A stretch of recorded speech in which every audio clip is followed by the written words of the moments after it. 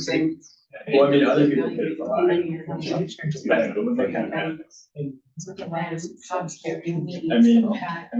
Oh, yes, mine is. I'm Literally just, just like put it in front of the driveway. I'm sure. I don't mind reading all. When I started a new job, We're on 80 hours. Yeah. We're good? All right. So today is, May 27th, 2025. The time is now 7:04 PM. This meeting of the, Northborough Zoning Board of Appeals is being called to order. My name is Paul Teckenferry and I am the chair of the Northborough Zoning Board of Appeals. This open meeting of the Zoning Board of Appeals is being conducted in person and remotely, consistent with Chapter 2 of the Acts of 2023 relative to extending certain COVID-19 measures adopted during the state of emergency. All members of the Northborough Zoning Board of Appeals are allowed and encouraged to participate either in person or remotely.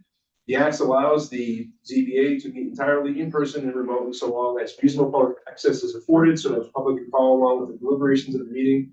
The public is encouraged to follow along using the posted agenda unless the chair notes otherwise. Members of the public who wish to view the live stream or the recording of this meeting may do so by going to Northborough Remote Meetings on YouTube via the link listed in the agenda.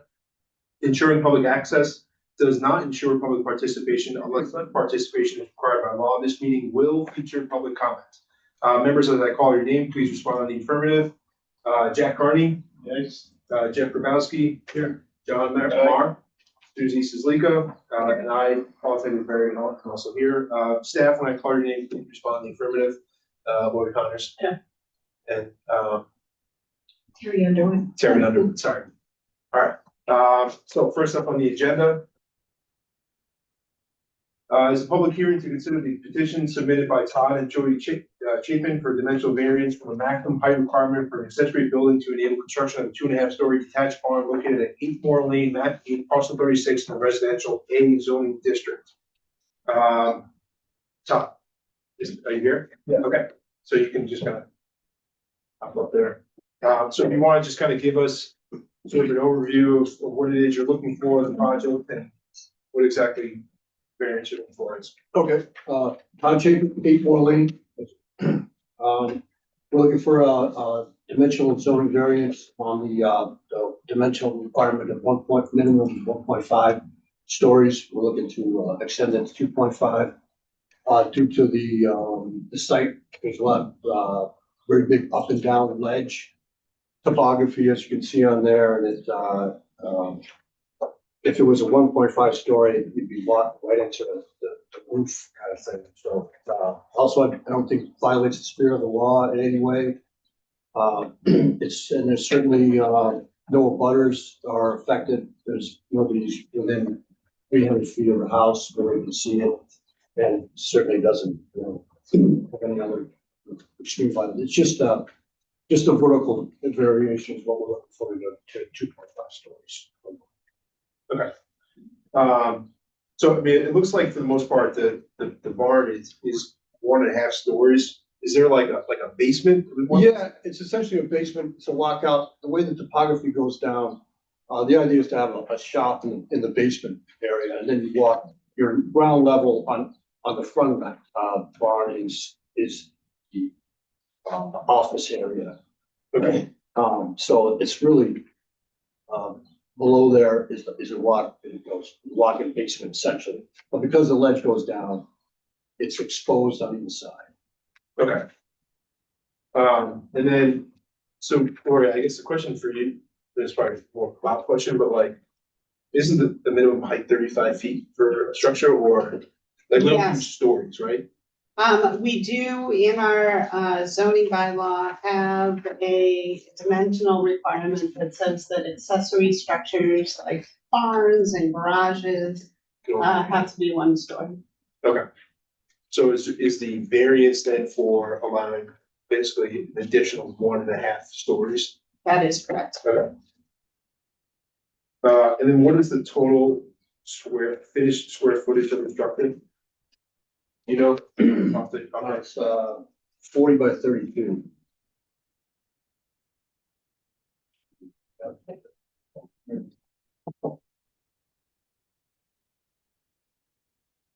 but it'll be essentially the basement, the first floor, and then the upstairs is just an attic. Yeah. Okay. I think I have that listed. Okay. Right. Does anyone have any questions? Will this structure be connected to your septic system? No, it's just it's kind of a man cave and a workshop. Barn. So you said that the ledge is on both sides. Is the ledge west to east, on the west and the east side, or? It's on, yes, west and east, so it's on the front side of the edge. high This on is the gonna front. sort of fit in Exactly, the middle. the front from the driveway It's just the west is side. ground level, is the west side. Okay. And the east side, north-south is the low, two low sides. That's All the right, way the so, ledge is. so you're pretty much accessing more, it seemed like you were accessing more from the north side, but the south side's more towards the house, correct? Yeah. So, to the north, the access is in the front section. Right here. Well, it's gonna be a deck and come in this way, Okay, but that's on the deck is on the upper level. and the two sliders? The sliders are back here, looking out this way. Okay, that's it. And this is lower, but there's a deck, this level is higher, a deck and then the front entrance. So there's no drive-in, so you can drive a No. vehicle into the, No, there's no driving. thank you. Or was there any staff questions or comments? We did receive an email, later today from the DPW, the assistant DPW director saying that he had no concerns, no issues. Okay. I did not, I visited the site, so he is correct in that he is very isolated, the parcel is very large. And it's accessed via a common driveway, isn't it? Yes. Right, so Okay, and there would be setbacks, this is setback, right? So I guess, so the one question I had, right, is what is considered the front of the property here, right? Because to me, it looks like what is facing north is the front side, right now. It's No, where he has his frontage. Frontage down on Moore. More lane, it's okay, So large. this is his property. So this is kind of hard to see because it doesn't have a locus that kind of explains, but driver. this is, this is within his side setback. Okay, So this would be his rear. gotcha. Okay.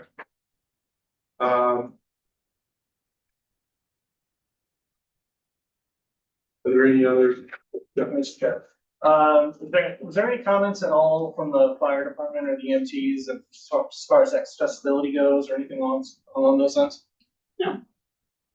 I received no feedback from the fire department.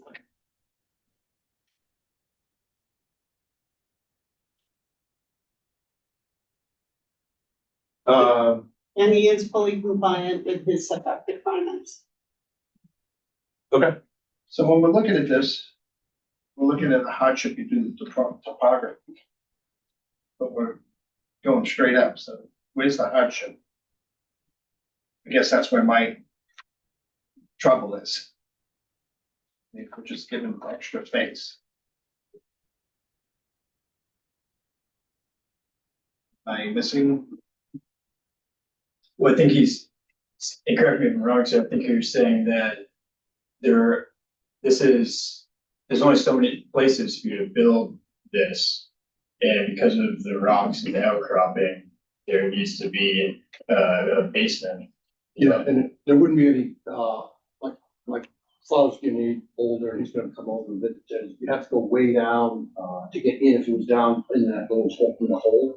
You have to go way around and almost be inaccessible, so. And because the basement constitutes one story, Once, yeah. and you don't want just an underground. Right, layer. you'd be looking right at the roof, and it'd be very, very difficult access to come down and around.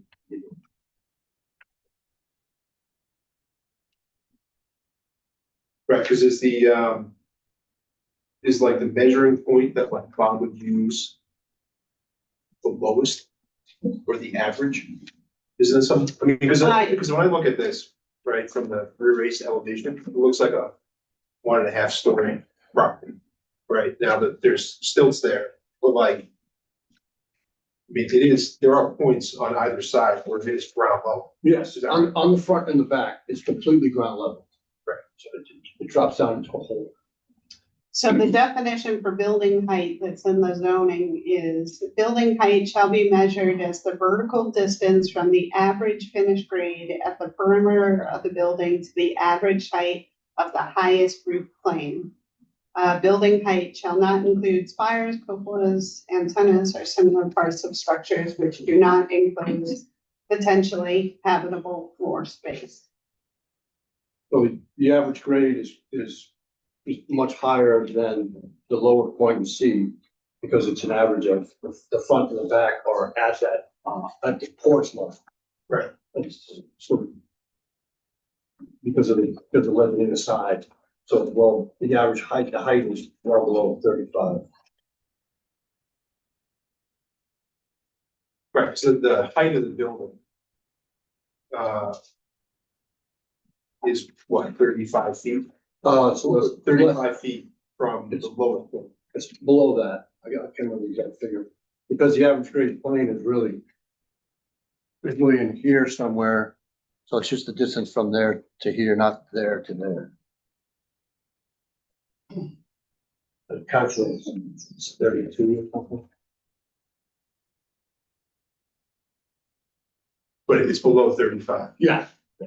Because the average base elevation is much higher than that the basement level. So there is a sheet that has the dimensions on it. Yeah, that's right.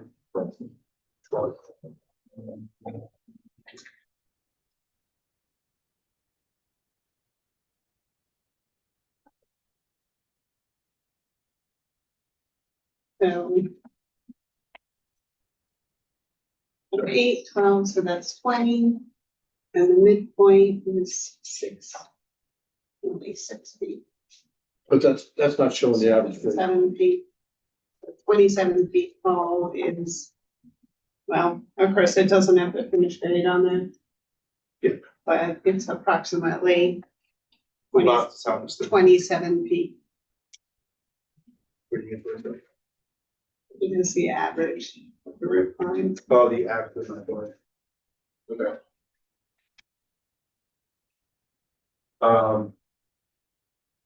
Does anyone else have any other questions or? Terry, are you able to see if there's anyone else in the meeting currently, or if there's people?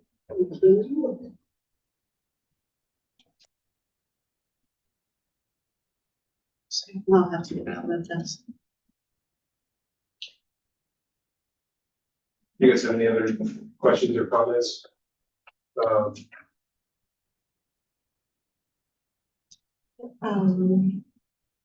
Leslie Harrison.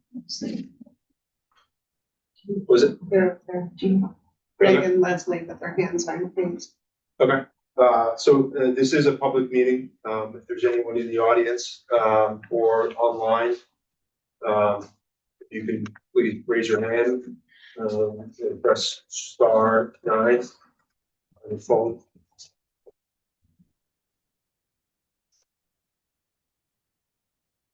I'll wait for that,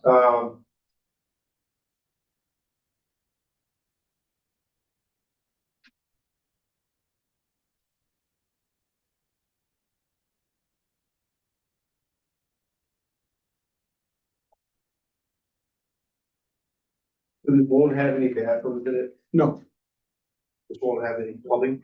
no. It should be a barn shop. Right, yeah. And really, it's the part of the shape of the rock that causing the town to have to measure from the lowest point. Right? All right. Any other questions? Let's go around. This is a public meeting. I don't, Greg or Leslie, if there's anyone else in the audience that wants to make any comments, please raise your hand. Yes, Greg, if you can, we'll make you a panelist, and if you could just please state your name and your address for meeting minute purposes.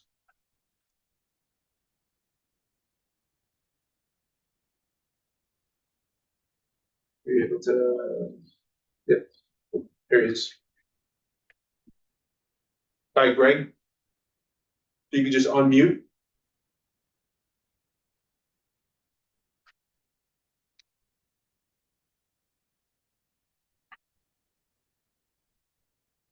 Are you able to unmute him? No. Hey, sorry. Yeah, this is again Leslie. My laptop crapped out on me, so the two of us are here. We don't have any questions. We've been in touch with Todd. We have no questions. We're just here being nosy. Oh, okay. Great. Thank you, though. Thank you. All right. Anyone else have any other comments or questions? Sir, do you have anything else to add? Gone over. Okay, so, you'll probably close the public hearing, we'll discuss it later on, we'll make a vote, and then, you can touch base with Leslie, Lori, about our decision, and then if it's approved, then you can speak with Bob, then you can go through the proper process there. Okay, This is welcome to stay. and you're welcome to stay too. Oh, if you want. All right, thank you. All right, so you guys wanna make a motion to close the public hearing? Make a motion to close the public hearing. Second, Okay. All those in favor? you need to appoint us as voting members. Was that? Oh, yeah, sorry. Jack and Jeff, you guys are now voting members for everything today. Congratulations. Yeah, sorry. You can save the celebration for afterwards. So all those in favor, close the public hearing, for the first item. Aye. Aye. All right. So moving on, next order of business is a public hearing to consider the petition submitted by Antonio Hamid for a dimensional variance for the placement of an accessory structure gazebo within the side yard setback on the property located at 208 Whitney Street, map 36, parcel 24 in the residential Z zoning district. Hi, how you doing? Good, how are you? Good, I'm doing well.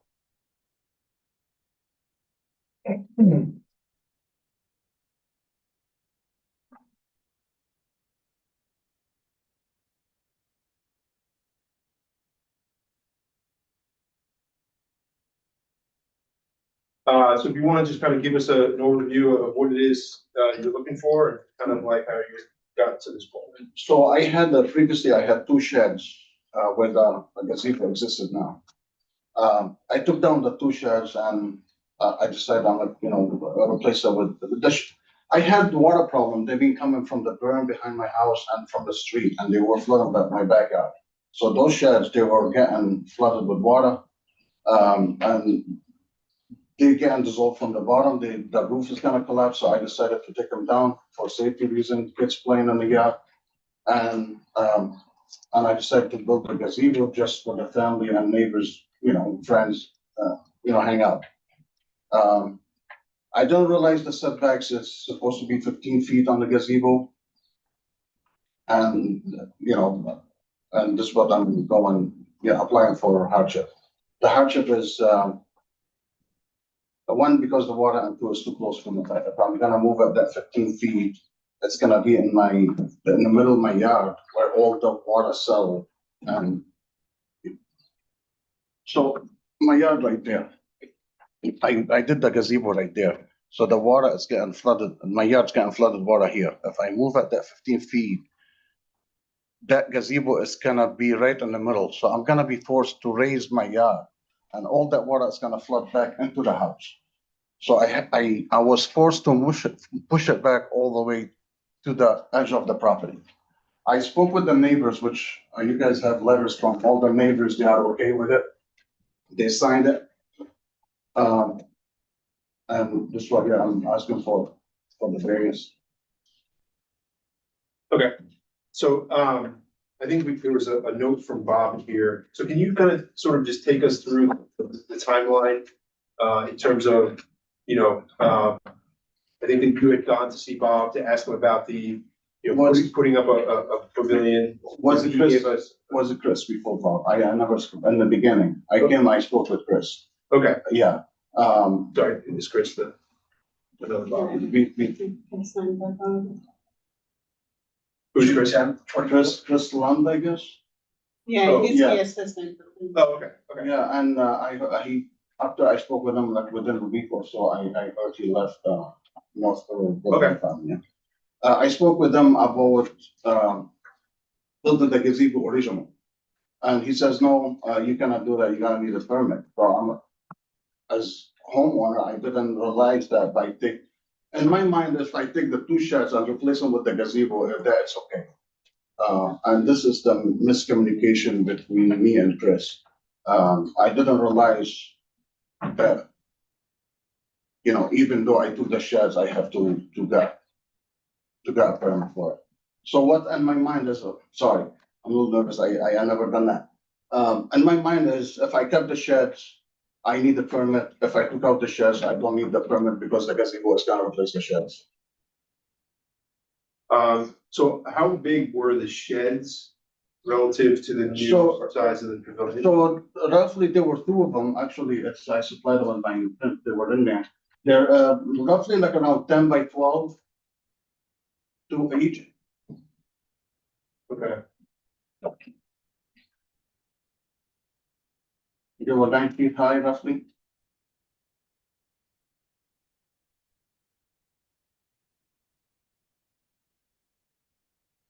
right, so, Lori, it's, was it 120 square feet? If it's under 120 square feet is when you don't need to, all you need to be is 5 feet off and you don't need to file a building permit, right? Correct.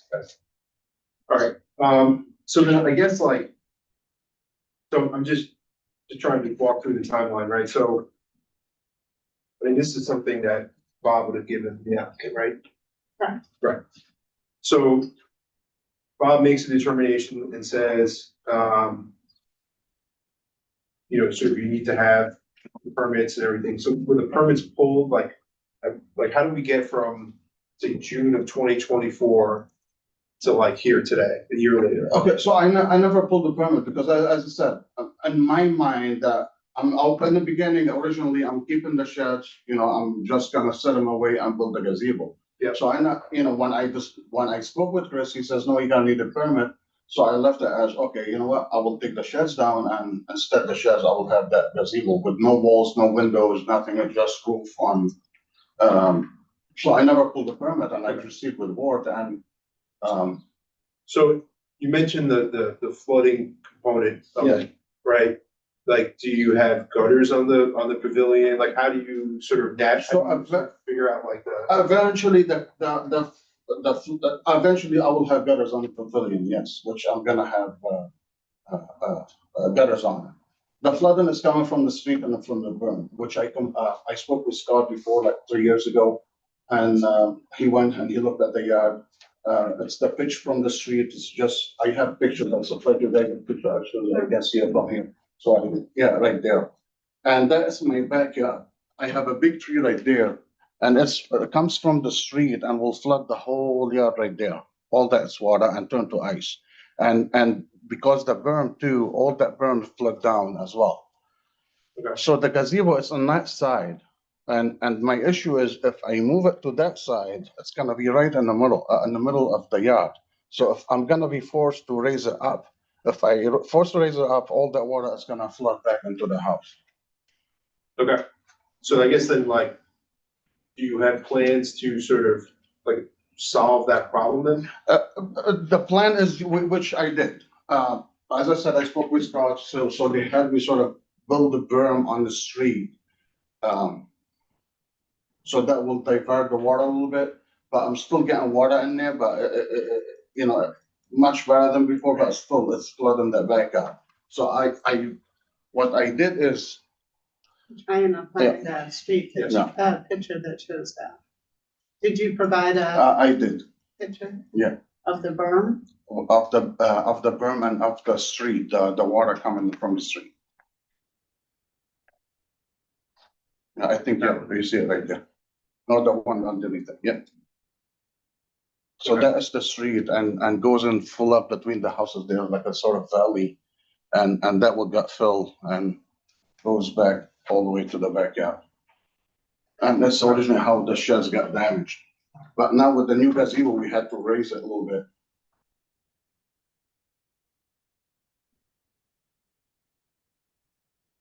So this is the before picture, or is this the after? But this is before. Okay, so when did you start the project?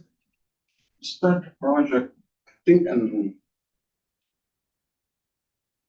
August of last year.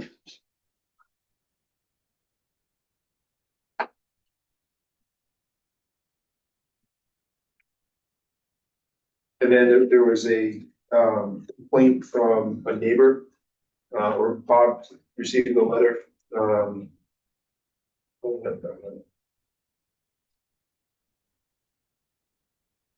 And then in September, you received a stop work order from Bob, all from right. Bob, Yeah. yeah. So he came out and kind of. And then, so is there any reason why there was a delay until now, or? Just I was traveling and just I'm trying to write, I just stopped everything, the whole project. Okay. Yeah. Um, Because I wanna make sure I'm correcting everything before I proceed with any of it, because I wanna make sure it's 100%. okay, So, right, and I spoke with the neighbors, they signed the letter. I provided the letter, copies of the letters to from all the neighbors. There were like 12, 13 of them, I think. okay. So was there any work done between September of No. 2024 No. and today? That was. So when Bob went and looked, this is what it was. Yes, the patio is, that corner of the patio is finished a little bit, that's finished, Yeah. but nothing else done on. Okay. And so what you're looking for is a variance relief, for the dimensional variance relief for side setback of how many feet? 10 feet. 10 feet? Correct. So have you gotten, this project, like site survey, Yes, which I already provided. like and measured? Correct. That 10 feet is exactly what you need? Yeah, because, required by the town, like that actually, required by the town 15 feet, I'm away from the property line 5.2 inches. It's 9.8 feet, so Correct.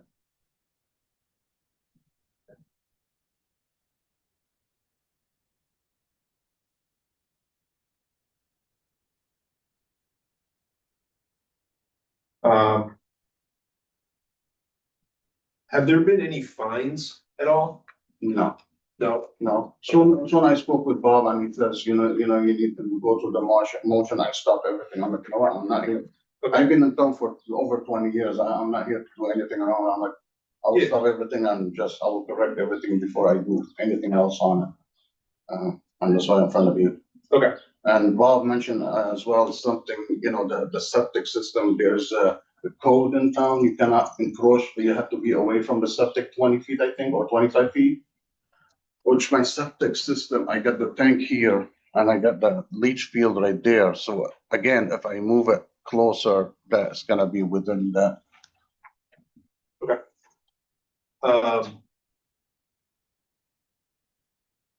Laura, did you guys have any questions or comments? Did Bob have any? No. No. Anyone on the board have any?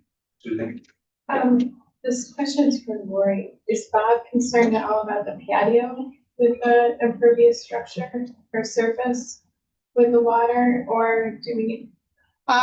is that- well, I believe you did the retaining wall as Correct. part of this project. So Correct. the point of doing the retaining wall is to in part address your drainage problem. Correct, exactly, yeah. All right. So we don't have to worry about the patio. I No, don't think so. I visited the It's just site the- on, Friday, Thursday, I think it was. And, the pictures acted portray the way it looks today. Okay, Right, so I guess like, just to follow up on Susie's point, like one of Bob's comments in this thing is the structure is located in ground one fictional only District 3, installation construction require a water recharge based on 15% increase to impervious surface worksheet. This was never established in violation, right? So, You will still have to demonstrate to him that you are infiltrating the stormwater. Mhm. So that will be a calculation that you'll have to supply to him. I already did. I supplied it to him, and I think you have copies as well as that as well. I have Cornerstone do it as well. I didn't receive that. You then also probably Bob has it because I give it to his office. Yeah. okay.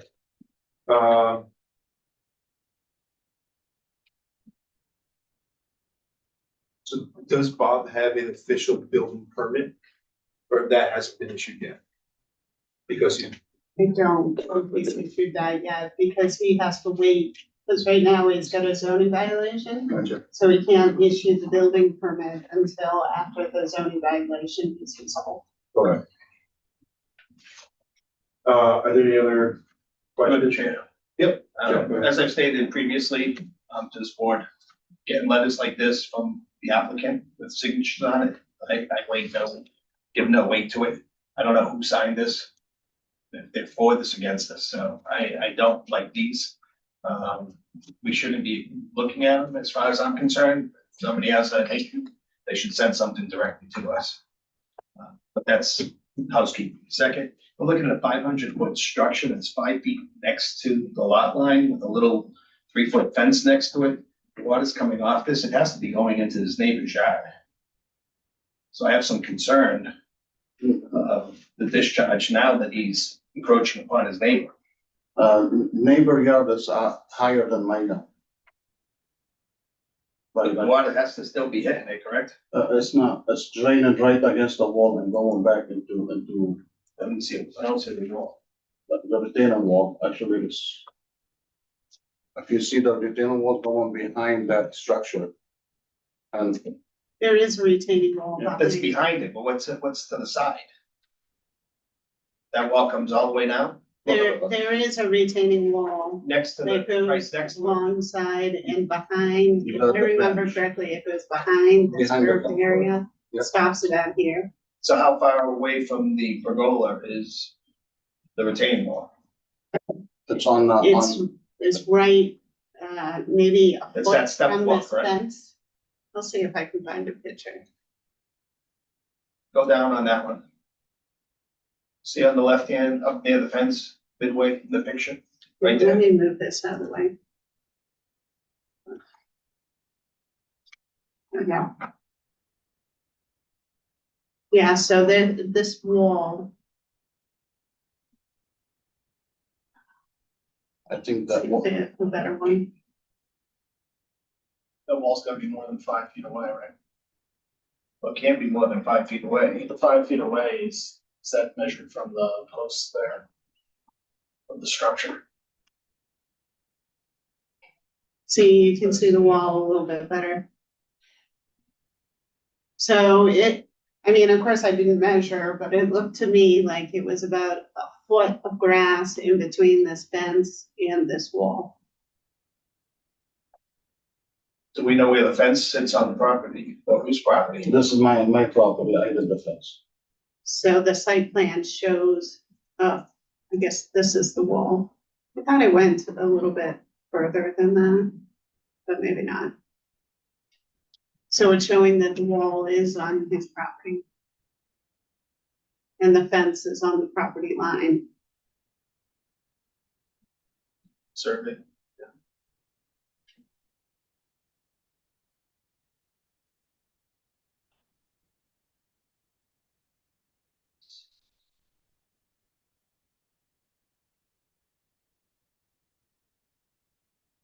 Um.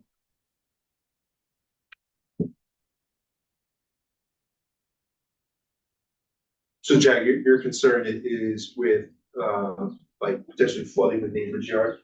Yeah, my concern was water coming off the roof going that way. Yeah, I mean, I think like, given the fact that there is flooding in the yard already, the fact that you're adding that big of a pavilion with the patio, like there needs to be some sort of like recharge area that even if doesn't crest like the 15%. So,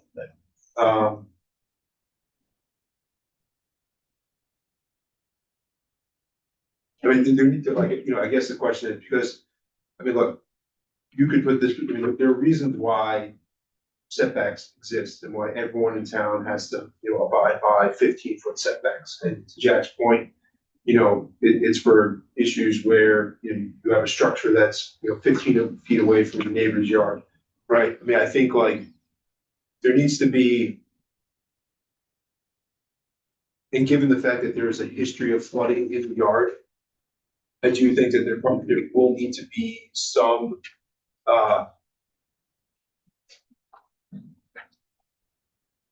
demonstration of, flooding won't be an issue because, we have gutters and, I mean, you've already said you're gonna put gutters up.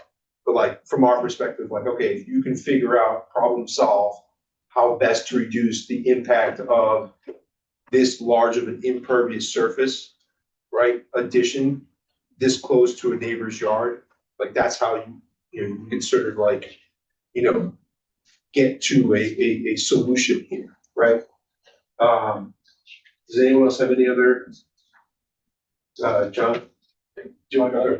I was just gonna tag on to what he was saying, because even though you have a good relationship possibly with your neighbor, like assuming that you do, like say you sell your house and they sell their house, like we don't know what the relationship's gonna be in the future with the pergola, you know what I mean, situation. Okay. So you gotta think about that. Can you walk through the timing of these pictures, by the way? Like, I'm trying to place the gazebo on picture 2. And I'm counting in like 5 fence posts to try to get a sense of where that is. And kind of the question is, why wouldn't you just move it towards the center of the yard? I mean, it doesn't look to me on this picture submitted that there's So much to- difference. You mean move it to the, Move it to to the the, center of your yard. to I the have, left? yeah, I have that question, but then also, just from a timing perspective of when these pictures were taken to when the structure was built. Obviously, if the pictures were taken beforehand. But before, yeah, the snow, the snow. As I said earlier, the reason I decided to move it to the way to the left because that water, if I'm gonna build it right there, I'm gonna have to raise it. And that is gonna force the water run back to my house, because the house is in front of it. That's the only reason, one of the reason I moved it all the way to the left, to be away from that water. And the second reason is I have that big tree right in the middle, and I have that leach field and a septic system. To the right, To the right of it, yeah. right. So I'm gonna be close to that 30 feet they allow. So where is the pine, sorry, just to get a sense of regulation, where's the pine tree? That pine is not, and that pine is This actually, pine is gone. that pine, I'm sorry, can I Yeah, sure. get close? Yeah. I'd love it if you could pull up an aerial of the house like that Or before. that pine tree is gone. I already. You put that down. That is down.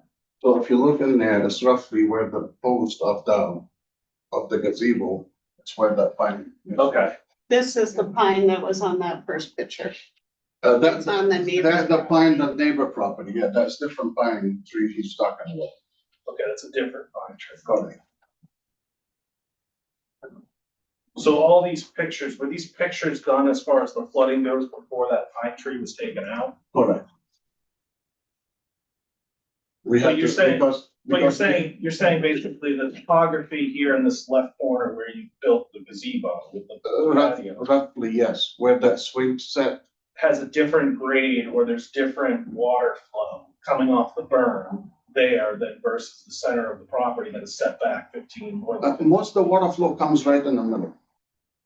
But it looks to me, I mean, your property line exceeds that flooding right there, right? I mean, it goes out past the American Correct, flag. correct, yeah. Okay. So what's in that fenced in area? That's my garden, Your garden? my garden, out of my tomatoes. Yeah. Actually, me and neighbor, we plant over there. And Is that that's been still removed. standing? Yeah. So the retainer wall, we build it so we'll prevent all that water coming from the berm. So from that garden fence, which is like 7 feet, 6 feet, 6.5 feet. So this is that Oh, area yeah, right exactly, there. that's the garden. So now you have a new retaining wall that you Correct, to built, prevent so the water that to come from didn't exist in the first photo. So here's the first photo of him. Here before. So now there's a retaining wall here. So if you look at the water going all the way right there. And that's why we raised it this way, so it's the minimum area the water get into. And that's why we decided, yeah.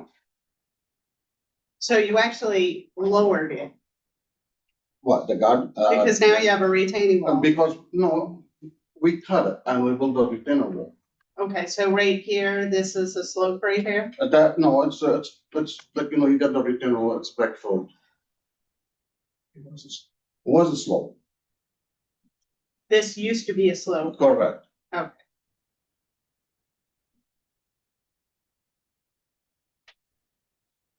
What happened last week with the significant rains we had? Are you Actually, getting any water? What, in your- very, very minimum, just on the right of it, where always that water settle. When I was there on Thursday, I did not see any water. That was And there past had the- been a significant amount. Yeah. It was Yeah. raining that Yeah, day. yeah, it's drying so fast if you, it's much better than before, we say that.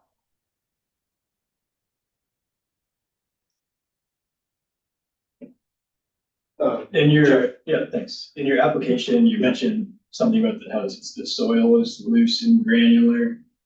In your backyard, does that have anything to do with the positioning of the gazebo or the pergola? So, by looking at it, and I was talking to a friend of mine who does this stuff, this is one of the reasons too, it's better for the foundation. Moving it to drier. The drier area, correct.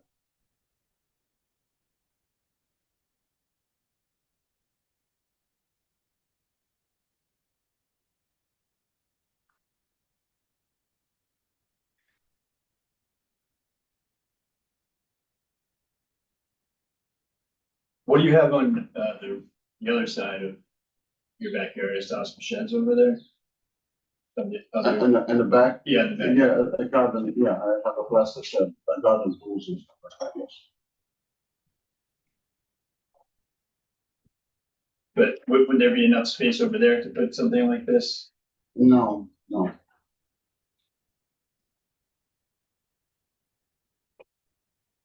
Yeah, those ones. I think the other thing too, Jeff, is like for septic on that side. Yeah, and the septic system on that side too, and Litchfield. And John, there's a. Yeah. I mean, it looks like you can definitely see the berm in the back, the height differential there. Which is not actually part of this property. But, and then in terms of like. Does seem like it's sort of a front to back. Sloping property. But I think to the point of having such a large impervious surface this close to a neighbor's yard. I would like to see something. Put there to mitigate that impact. When were these pictures taken? I'm sorry, because Those like probably 2 years ago, 2 years, yeah, then it was built last summer. that was built last year, Did yeah. you get any pictures over the last winter? No, I did not, no. Because I was in communication with Scott, so I took pictures of email it on and stuff, so that's why I had those pictures on record. Because some of these pictures are your neighbor's yard, right? Like your neighbors, You can see, yeah, you can see. kind of looking in toward your. Correct, yeah, my other neighbor property too is higher than my property, so I'm getting on both sides really.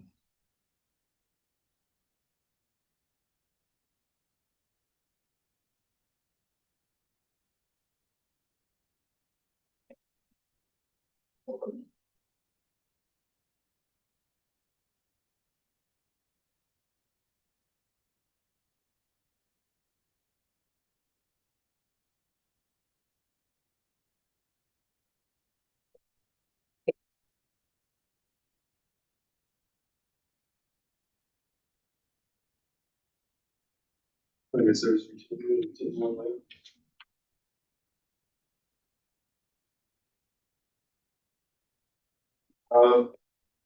But, this is a public meeting.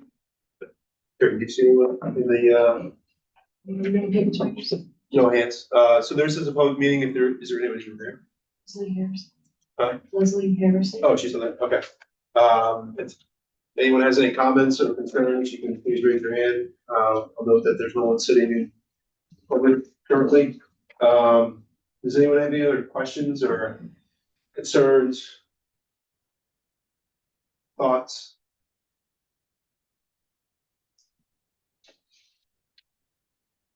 Jack, do you have anything? Well, my concern is you have such a large structure sitting right on the lot line. I respect the fact that the water, Richard, has forced him to go that side. Yep. But he went from, sounded like 200 or 120 foot sheds, which is probably about 250 feet, double that to 500, plus a patio with a fireplace. Yep. It's all sitting right there.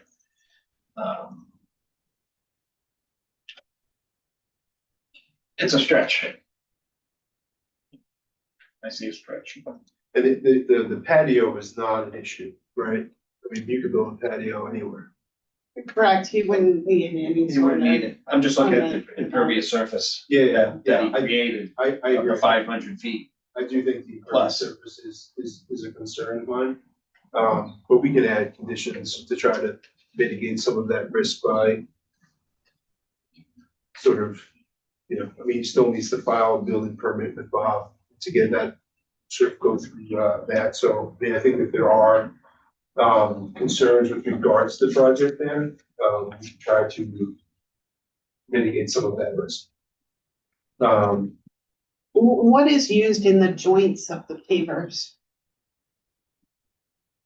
I don't know what they use, to be honest with you. It's Looks my, like it might be some sort of pervious, it's not concrete. no, not concrete, yeah. Like sand or something.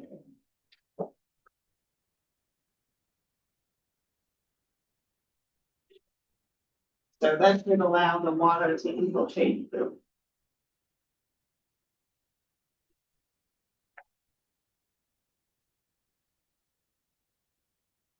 All right. Does anyone have any, think to look at any new information? I mean, Bob is not here, but does anyone have any other questions for the applicants or for staff? While the public meeting is open? So the reason why you didn't come to the zoning board of appeals prior to construction, well, again, what was the reason for that? I was traveling, You were traveling. yeah. And that's why I put hold on everything and, yeah, I've been in and out. Yeah, so.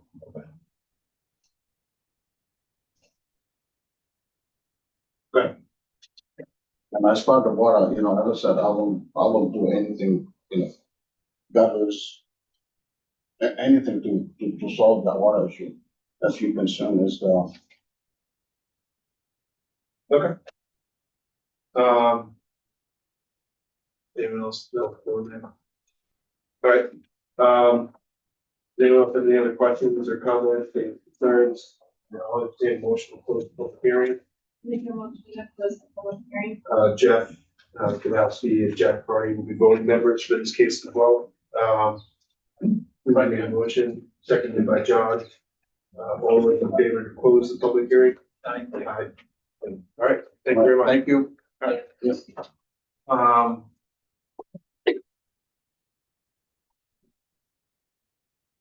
So I think we should start with the first case, if that's okay with everyone. Um,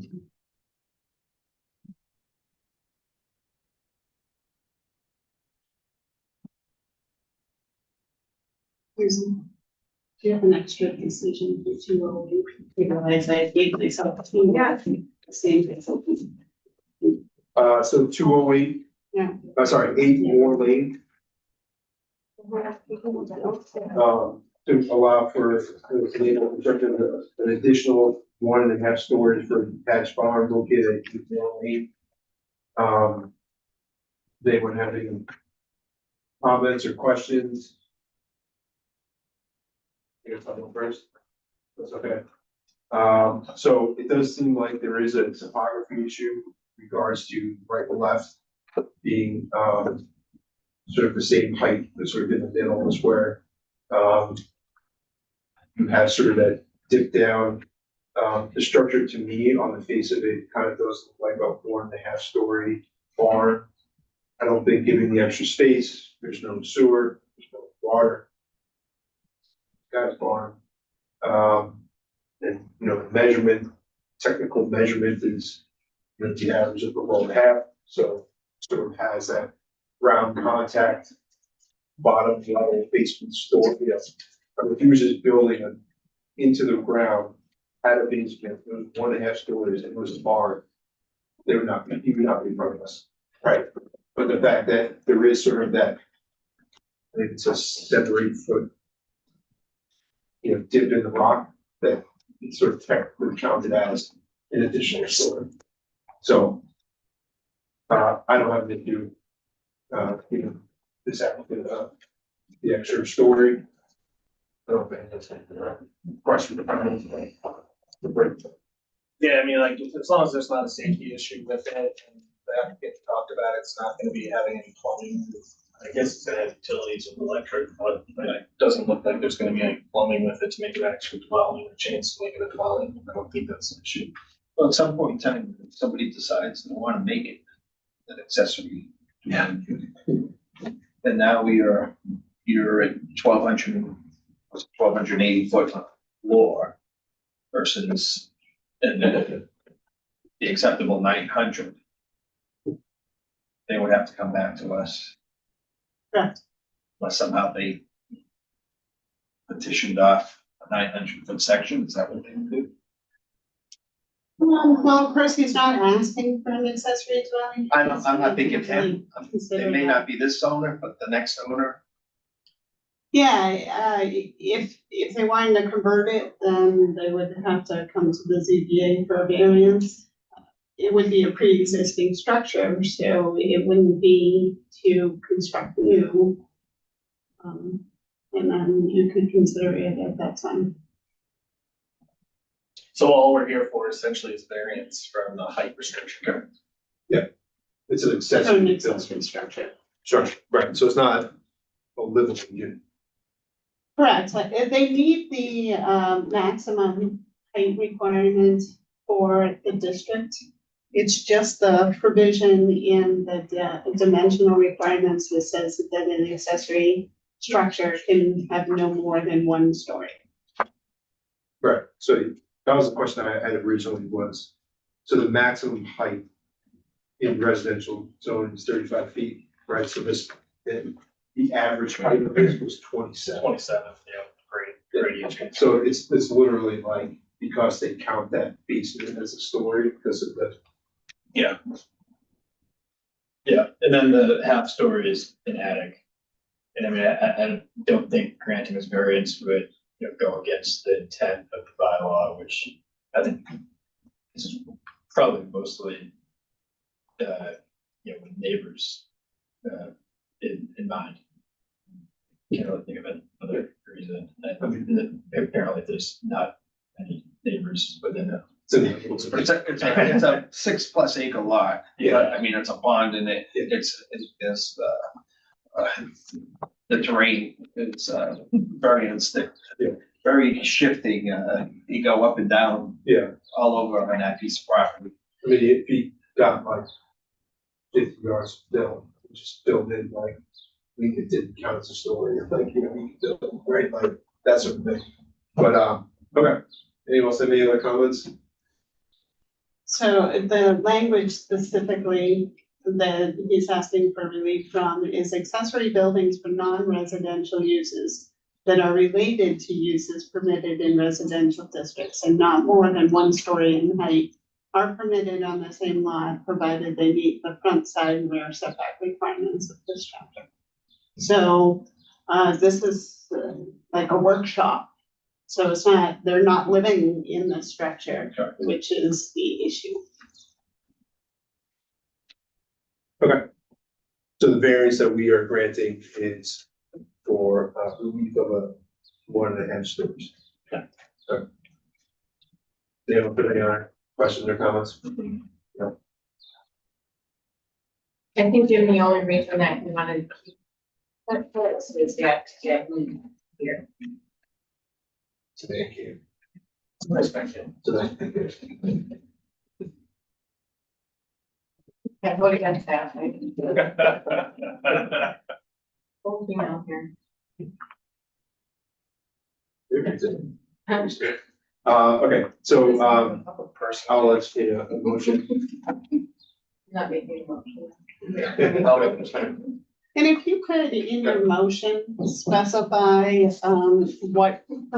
what is the cause? So I had put in number 11 of the draft decision that it was relating to the shape, topography, and soil conditions of the lot.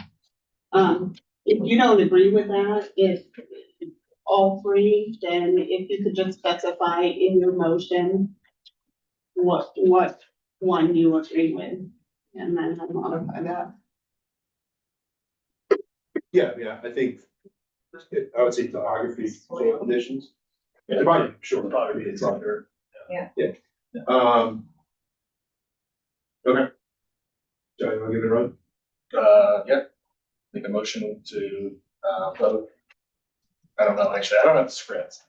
I'm sorry, I didn't I make make a motion for you. I Space about that.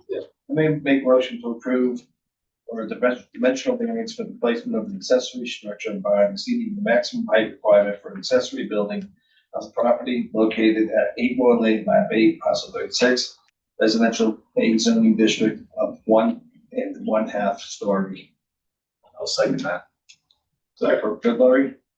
If you could specify, subject to condition, findings of facts 1 through 13. Subject to findings of fact 1 through 13. As presented. So Jack made a motion and John seconded. I'll second that. All right. All those in favor?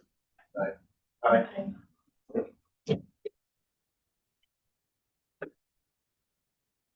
Roll call those. You don't have to, because you're all present. Just ask. I think on Zoom, dude. Or that's what we're. Yeah, if, 1 person on the board is sitting at home, then you would have to go 1 by 1, but because you're all present here, you don't, just to show hands. So next up. 208 Whitley Street. So the applicant is seeking a variance, would be 10 feet. Did I want to go first? I'll go if you want. I don't have my glasses tonight. It's not that I'm looking mean. I just can't see. I mean, I guess what I would say is, you know, this is definitely a larger project than I probably originally thought. I think when you see it on pictures and realize the amount of impervious surface that it is changing, and given the fact that the applicant has said that, you know, there was flooding issues and concerns prior to the project, I think does make it an issue that needs to be addressed. Now, can you solve the problem of not having to force the applicant to rip down an entire gazebo and patio? by trying to solve the problem of the additional impervious surface, I think is the question. That's sort of, I'm battling right now. I think you probably can do some recharge gutters, those sorts of things that sort of make it, if you're ever flooding in your yard, it's solving the problem. You just gotta figure out how to do it. So it's also not a full structure, it's just kind of a gazebo as well. But those are my initial thoughts. I don't know if anyone has any other. I guess what I'm trying to say is, I would be in favor of approving this with some conditions that address those issues. And whether it's specifically, you need to have a couple of recharge areas and gutters. I don't know how to necessarily write that into it, or, but. Okay. Sorry. Is there any other? John? Yeah, I mean, I just like the fact of, his reasoning for just building it where he built it was just sake of travel. I have a hard time looking at these pictures and trying to rationalize why he built the structure there versus where his vegetable garden was. And if there's significant drainage issues and there's a garden there, you'd think that the garden would essentially face some sort of deterioration. I just think that clearly he didn't understand the zoning bylaws on his lot, and then came and obviously built a significant size structure, and now is asking for the relief after the fact.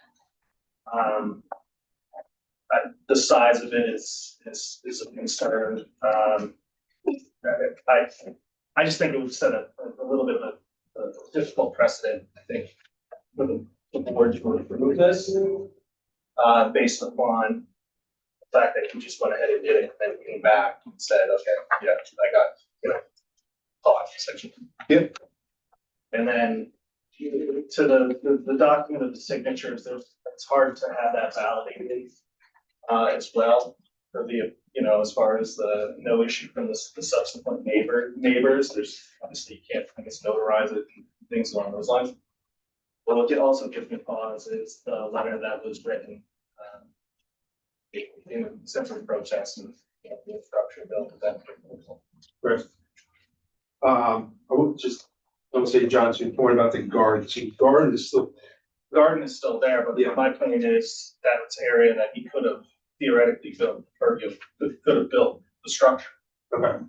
And if the garden's not washing out, then why would the foundation, if it could have been built there?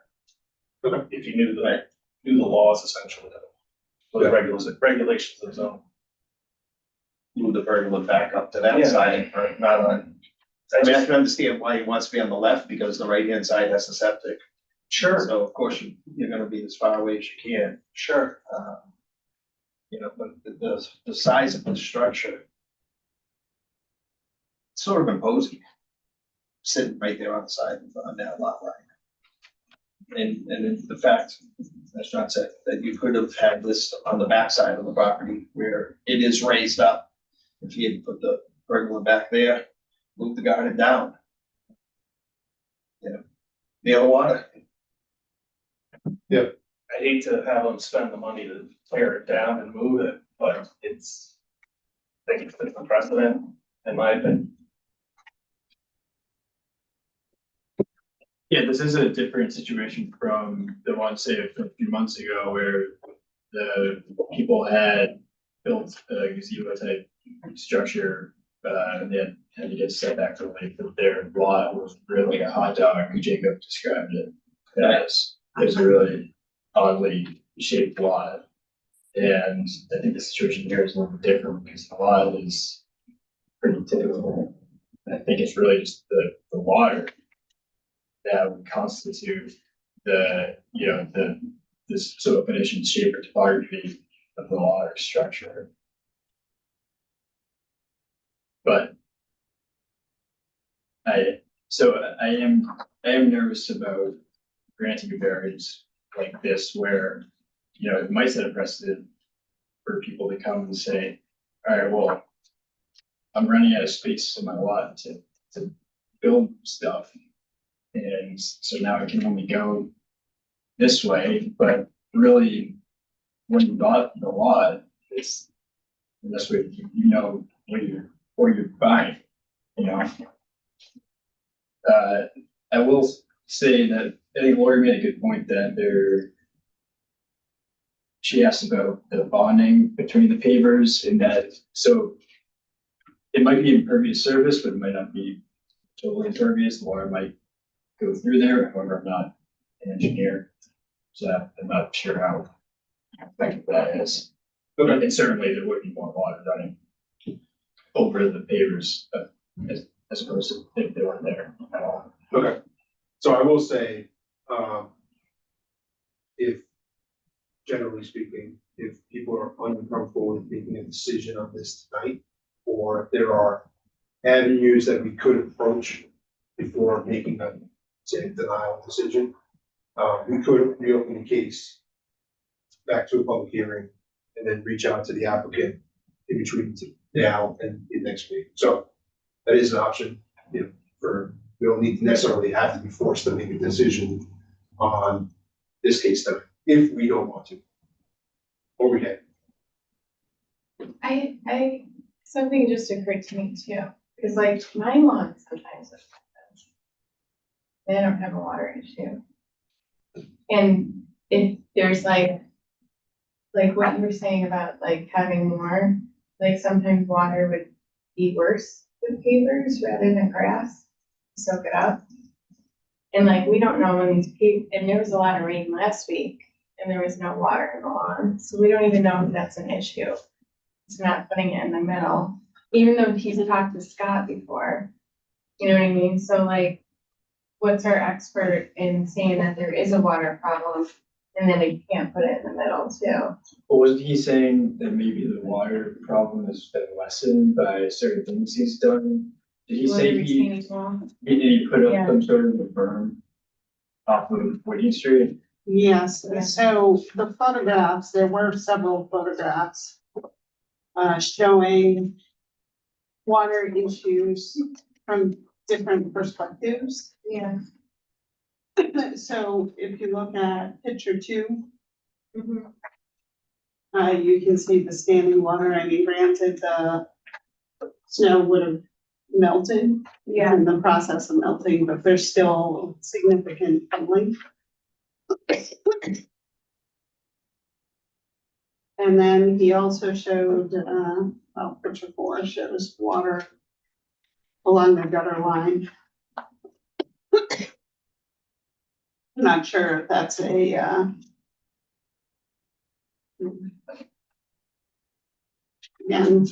water along the gutter line. Doesn't really show the water going into the backyard at that point. Picture 5 is inside here. We got it. This picture?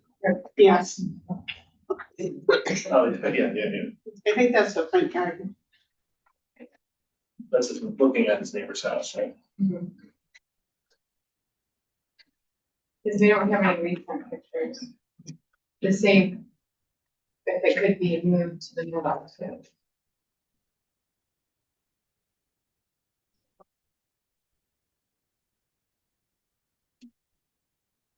So that goes like to the hardship.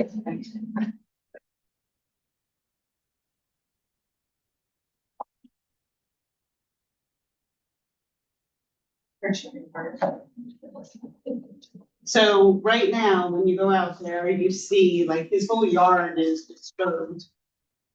So all in here is disturbed earth still. So they may have regraded, I'm not sure, but it's all, you know, clearly there's been work done. You can kind of see on the edge here. They have sand all around where the pavers are.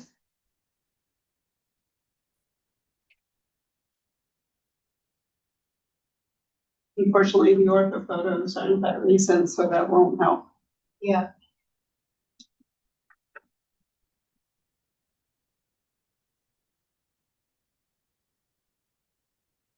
His neighbor, one of the people that signed, Yes.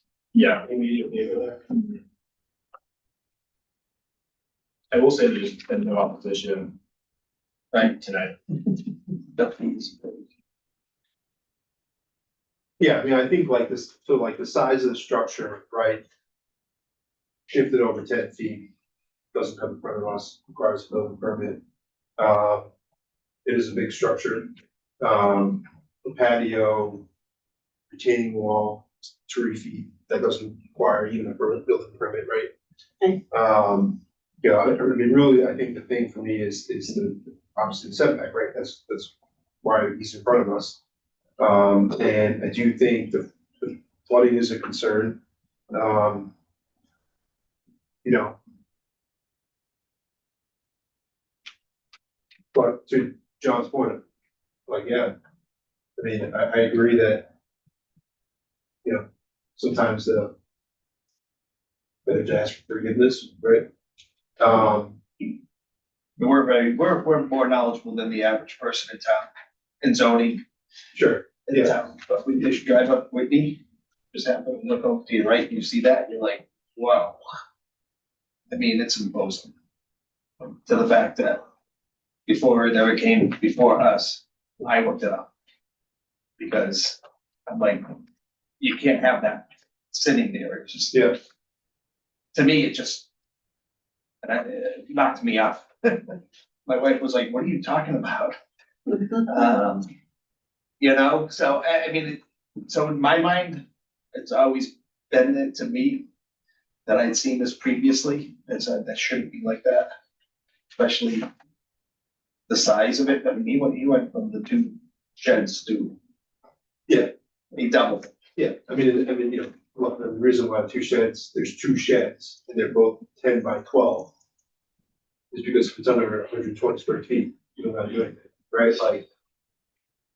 So. I can see the calculus off, it's gonna make, you know, we'll go from. 240, 400, so. Yeah, I mean, I can go either way, but to be honest, like, it's, I mean, if you guys wanna try to. You know, see if there, I mean. I think the question is that, is there anything that could be done? Because the denial basically needs to.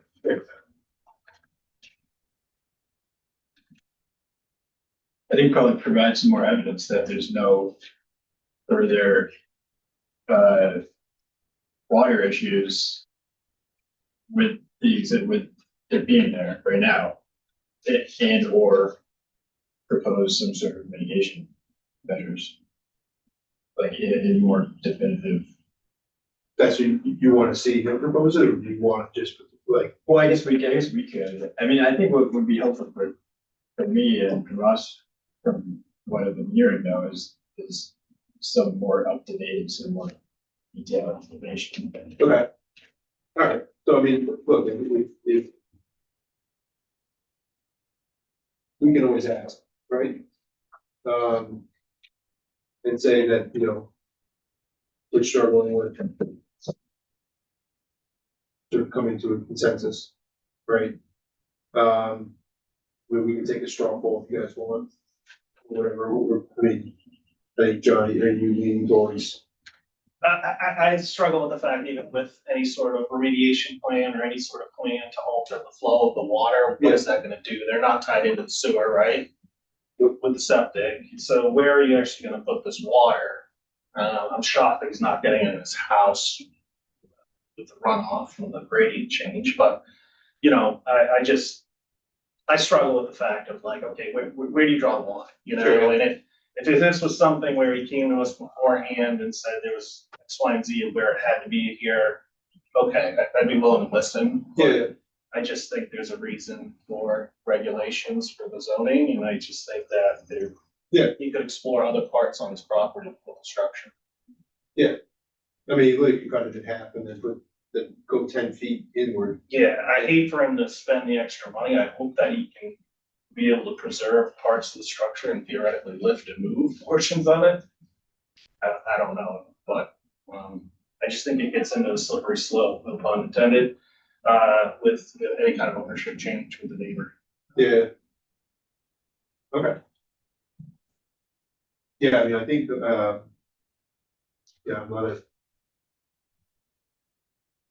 Yeah, I assume nothing in moving it is definitely an option, right? Yeah, like simple ones. Was that? Yeah, it's like Roblox, you just. Yeah. Let's get a couple guys. That'll be worth it. All right.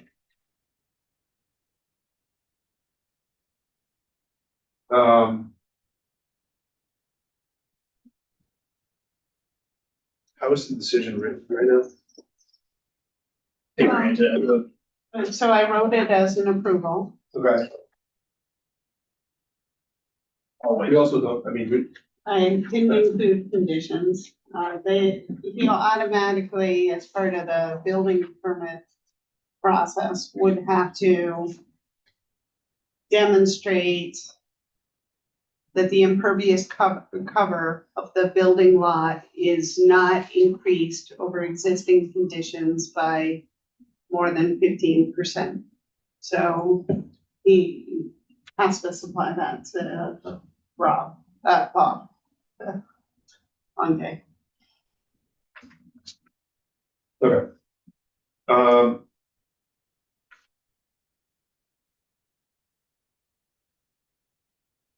So I guess, John, just to kind of summarize what you were saying. The applicant hasn't provided enough information in regards to the hardship. Right? Yeah. Soil shape, topography, right, like, you know, making the case that this needs to go with It's like, 15-foot setback. right, like why this particular location on this particular lot, which violates the zoning setbacks, Sure. why is that? How is this spot different or considered not a it's considered a hardship here at this particular location, but why isn't it 15 feet towards the middle of this lot? I mean, and we shouldn't forget, before he even built it, he was in here talking to Chris Lund. Yeah. Like fully admitted, he was like in the building office, Yeah, I mean, I think So- that's a good point. he was in here. I don't think there was a really sufficient answer with regards to there's the regional zoning interpretation form, so I think that was, I mean, Yeah. really just for both. Right. I mean, so this one was dated June 6th of 2024. We started August 24th, right?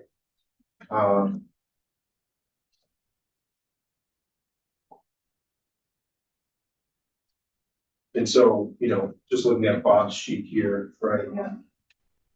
It's got the applicant's name. I assume that this is his email address, right?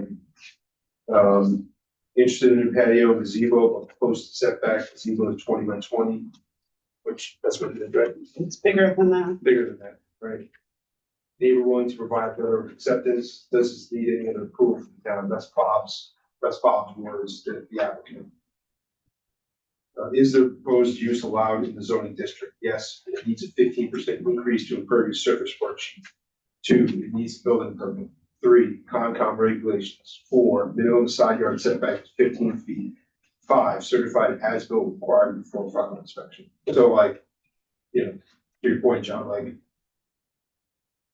the applicant got everything he needed in June of 2024, right? To sort of be like, okay, I need 15 feet setback, need a building permit, assume the building permit was never pulled prior to the start of the project.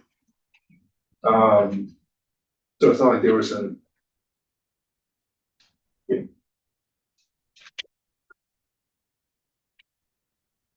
So, yeah, I mean,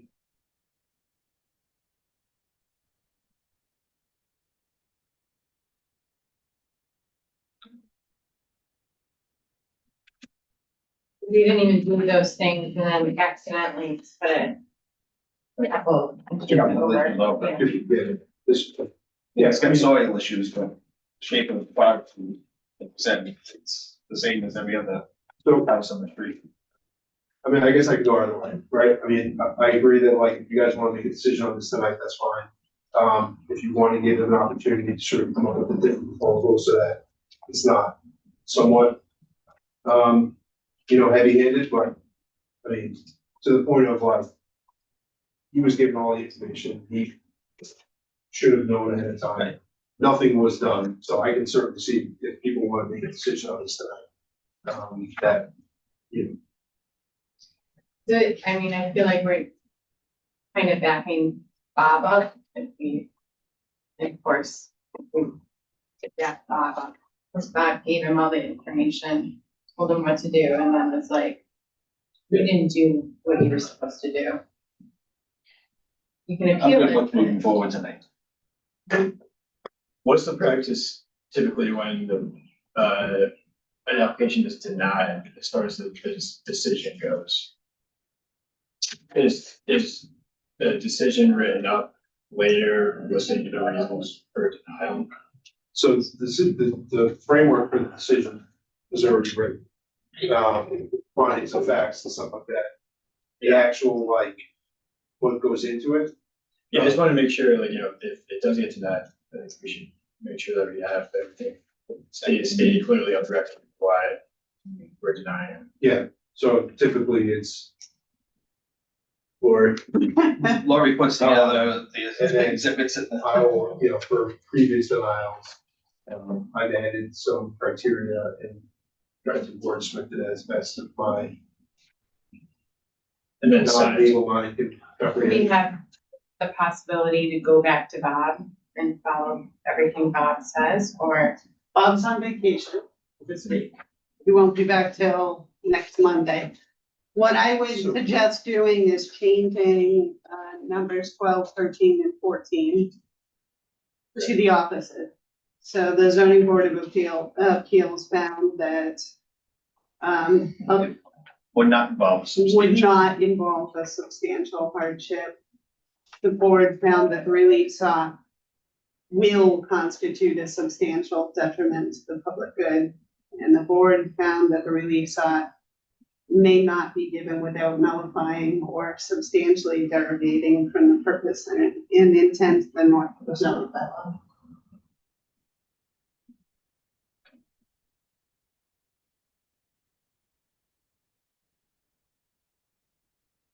So then the motion would be framed as a positive. And you would just, if you were against granting the relief, you would vote no. So I think like in the past, what we've done, for like decisions that, like I said, like. The only real thing is like, once we make a decision, we have 14 days to file. Okay, so like, that's why like, I asked Lori to put together the decision ahead of time so that people have a chance to like go through it. So like I said, like, if you want to take, think about like how you actually want to phrase it, or, if you want to give a real public hearing, like those are all things I'm willing to do, right? Just, once we make a decision, then the clock starts to tick.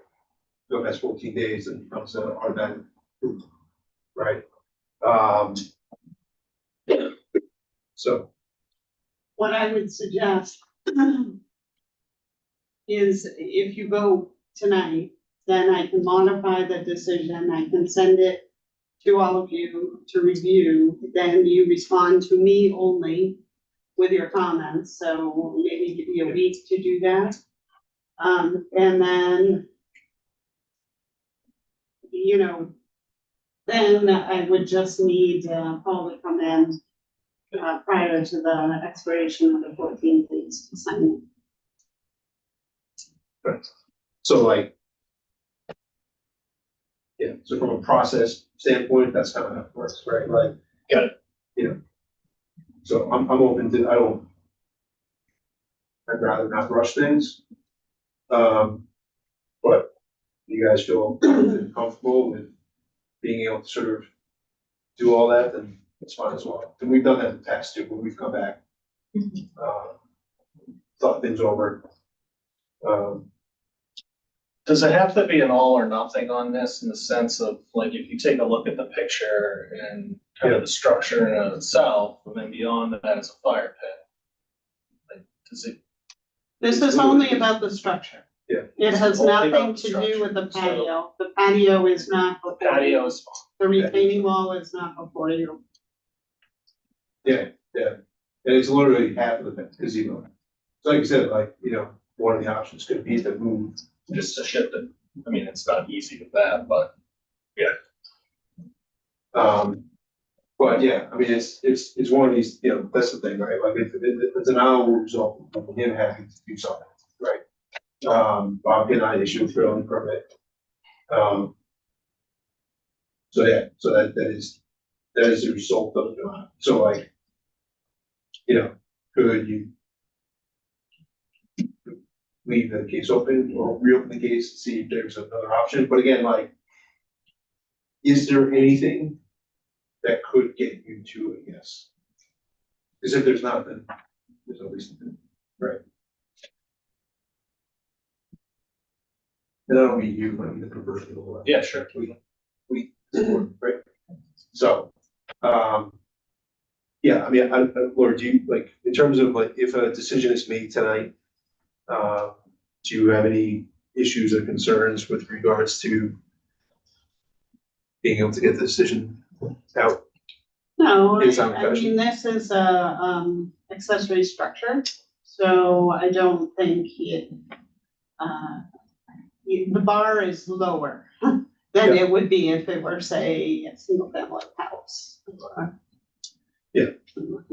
So, I think the detail that goes into it is probably a little less than other decisions that would be approved. So, I mean, like I said, like, this isn't necessarily I didn't know what was happening. He came to the office, popped over what to do. He did not. I can also put No, yeah, a finding of fact, pointing out the fact that he received the zoning interpretation memo telling him what he needed to do on June 4th or whatever. And then he proceeded with construction, pretty much ignoring, the building inspector's letter. And so that could be a reason for denial. He didn't get the necessary relief before construction. If you want me to add that. I think that'd be good. Because, you know, finding we're required to find in order to grant variance is that the variance would have derogated from the intent and purpose of the zoning bylaws. And it seems like granting a variance for something to basically allow somebody to just ignore our town inspector and not go through the proper procedure, certainly go against the intent of the bylaws. So the applicant has not paid any fines. Is that right? Is he said to owe any fines? I am not aware of any fines. He said that he has not paid any fines.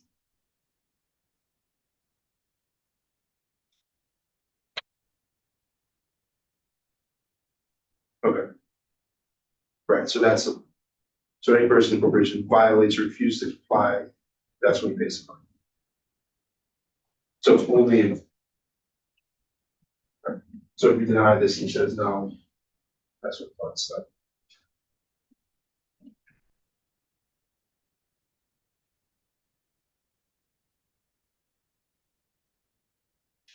Right, so then the other thing is, like, if you wanted to move it 8 feet, you need 2 feet. Or if you redesign it in some shape or form to be less than 120 square feet, right? So for the setback. Yeah. And for, Yeah, I don't know. But I mean, like, I'm just thinking of the alternatives. I mean, he has, yeah. okay.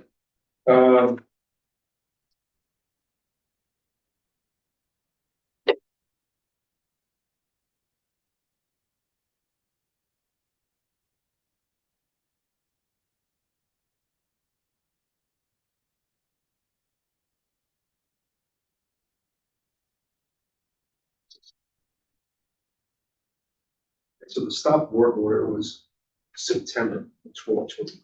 Yeah, so I have that already identified as number 8. So what I can do is add another, bullet before that. Identifying the zoning interpretation letter and then the, start construction.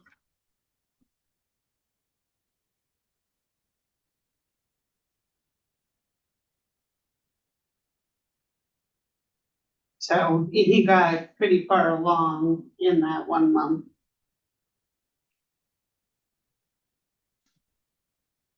He got pretty far. Because the stop work order is September 11, 2024. Okay, So the zoning interpretation letter with June 24, he says he started construction in August, stop work order September 11, 2024.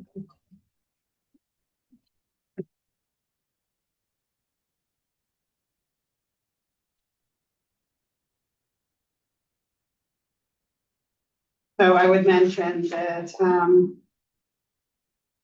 when in the bullet where I talk about the zoning interpretation memo. Yeah. I would state that, the applicant was notified of the need to apply for a building permit and comply with the, 15-foot side setback requirement as well as the impervious surface calculation.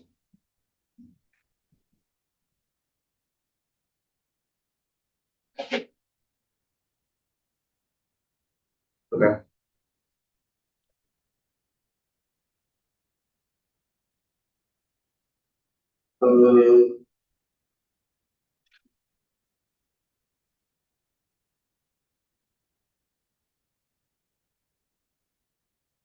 Do we need to say that or just making it?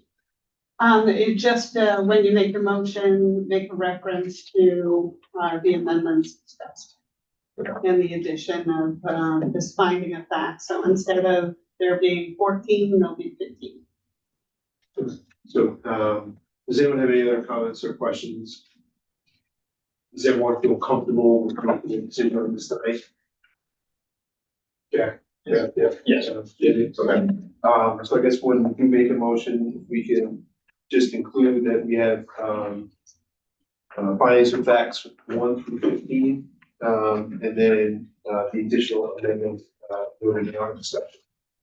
And then we'll, as Lori said, if we make a decision, we'll send out a draft copy And do that tomorrow. Thursday. Give it an extra day. Yeah, sure. And then if anyone has any comments or wants to add, just make sure you send it to Lori themselves. All right. Does anyone have, yep. Jack, you want to make a motion? I move that Northborough Board of Appeals grant the variance to allow an encroachment of 10 feet into the 15-foot side yard setback for the installation of a pergola per section 7-06-030, table 2, density and dimensional regulations. Table 2, table of density and dimensional regulations in the residential C district of Northborough zoning district for property located at 208 Whitney Street, map 36, parcel 24. And to include the findings 1 through 15 attached. And amendments as discussed. Second. All right, so Jack made a motion to approve the variance, Yes. and Jeff, seconded the motion, so we are voting negative. So all those in favor of approving the variance? All those opposed? Okay, so in a vote to approve the variance, most nays, all of that. Okay.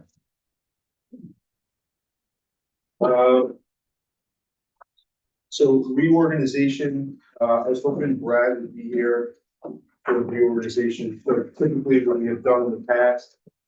And usually after our first meeting after, April 30th, which is when everything gets reset, because, redoing things, so I've been the chair now for 2 years. I mean, anyone wants to be chair, I'll just say. I don't want to. I don't want to be viewed as, someone who's trying to be the chair just for being the chair. But I think we should be able for Brad to come back so that we have a full floor.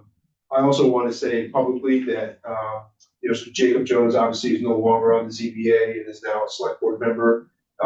It is the select board that will appoint the fifth seat, for both Jack and Jeff. I hope you guys do apply. I think it's been a pleasure working with you guys over the last couple of years, Jeff and Jack, over the last several months. But I do hope that you guys apply to become a full-time member. I think both are well deserved in that regard. So appreciate everything you guys have done and given to this board. So, but it's not my decision. Very confusing, having been through it before. Yeah. I'm very glad I don't have to make that decision.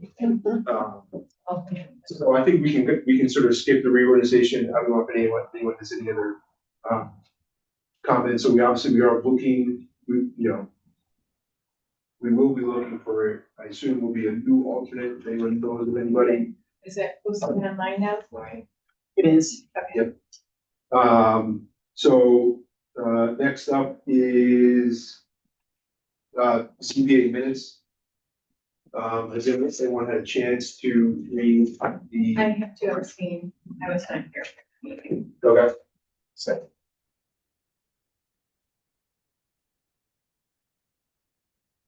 You will with me?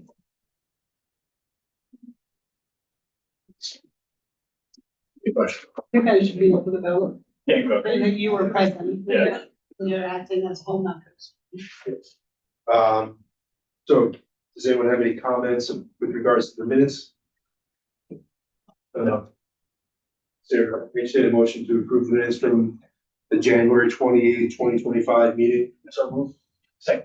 All right, so Jack made a motion to approve the minutes, seconded by Jeff. All those in favor? Aye. Aye. So next meeting, is June 24th and July 22nd. There is a potential that we may have something for the June 24th meeting. That is of some substance, I guess. So if you cannot make it, please let us know. What was the July date? July 22nd.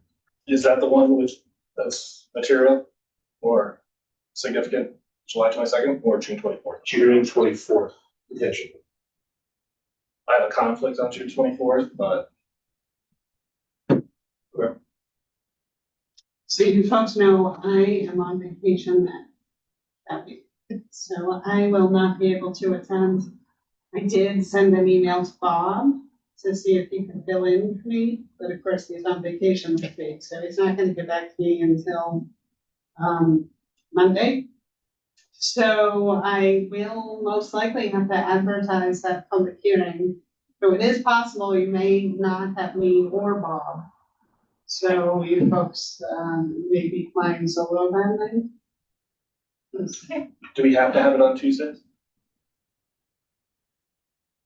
Not necessarily if you want to bump it to the following week, Has the application been filed already? if that's not.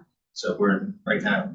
So they wanted to see if it would be possible to have it on that night. The answer could be no. It's up to you folks. Wow. So Roll the dice. I don't know if I mean that. So the deadline, and the reason why is the deadline for filing was today. And I have not received that application Okay. today. I was gonna say. Yeah. So then they would normally be pushed to the July meeting anyway.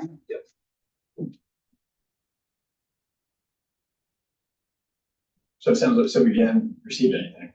We have not, so it would be So an we have to- exception we have to to wait. accept a filing after the deadline. Oh, So right now I have nothing on the agenda for that June meeting. So if it So came you in could tomorrow, push it to within the July. 65 days. I'm sorry, If it came in tomorrow, the July meetings within 65 days, so we wouldn't have an issue. So we're, But they're. unless it's a 40B. We, No, it's our executive session, issue that would be coming in.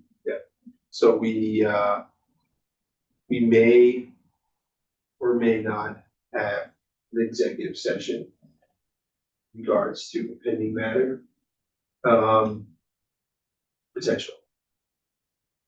So I think Lori had reached out about dates next week. Oh, that's right. So. Yeah. We may, my opinion is that we should have an executive session, even if it's just us to discuss.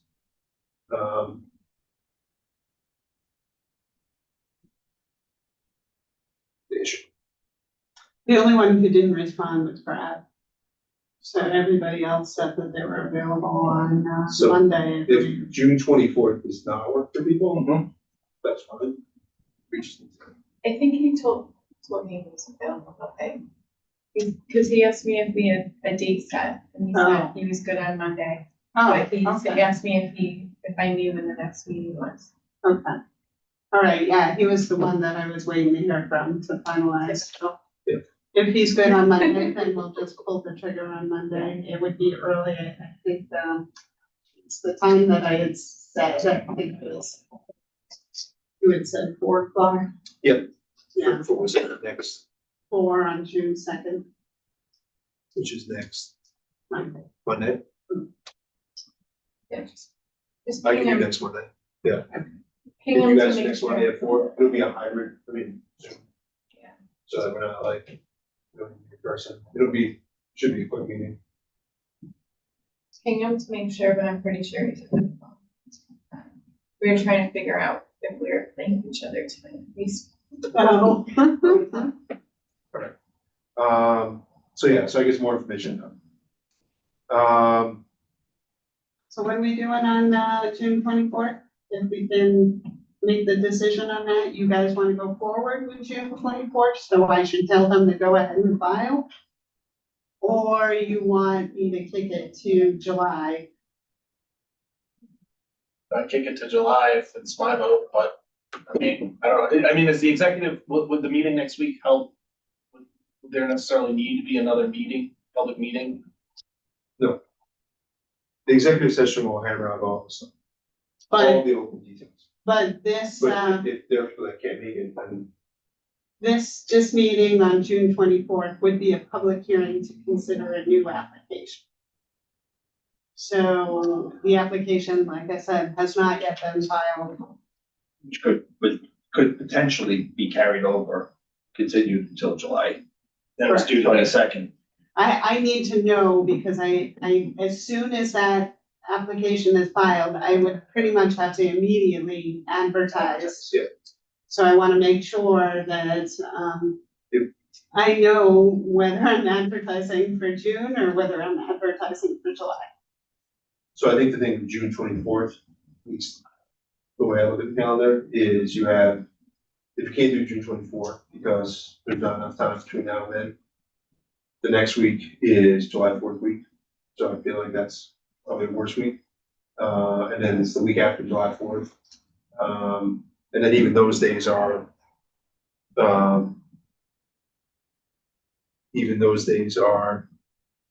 we don't know if you have like a room, right? Like, is it planning board, is that what they meet to? So, planning board meets, of course, we're doing summer schedule, but we're not ironing that out Oh, until then next we can- week's meeting, so it's either July 1st or July, what is it, 16th, The June 24th is relying on a couple things. So, 15th.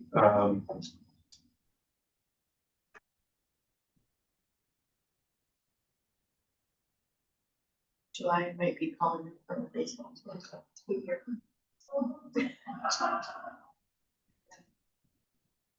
Minivan, of course, minivan. so I guess the thing is if Lori says, can you be at this time? the answer- June will be here, yeah, for sure.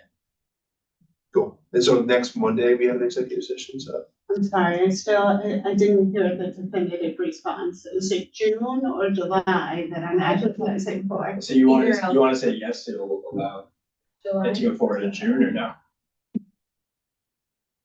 If we It's can up have, to you. if we can have a meeting in June. I would prefer to have a meeting in June.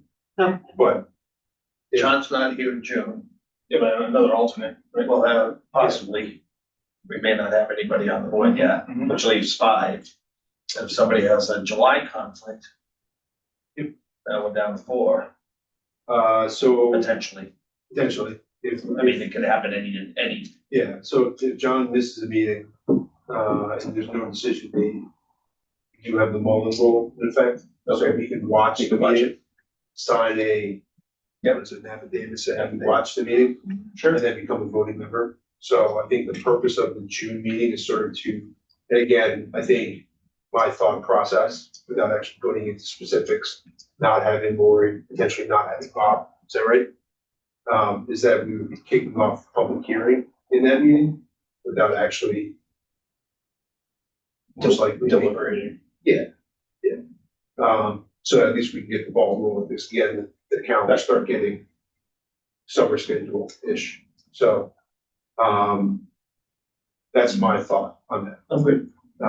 So, John, if you're not there for that, and we're not deliberating or making decisions, you can go back and And then just do it the next day. Watch the watch the meeting, and then you say, I watched the meeting. Yep. And then if we have to meet again, whatever, figure out July's. So, Okay, I will let them know. Thank you. all right. There you go. Okay. Grand announcement, I'm making the first announcement Hold on, here. hold on, sorry, now we get to any business, so Okay, okay. Summer, can I announce the summer concert series? this is legally. So much more important than any other.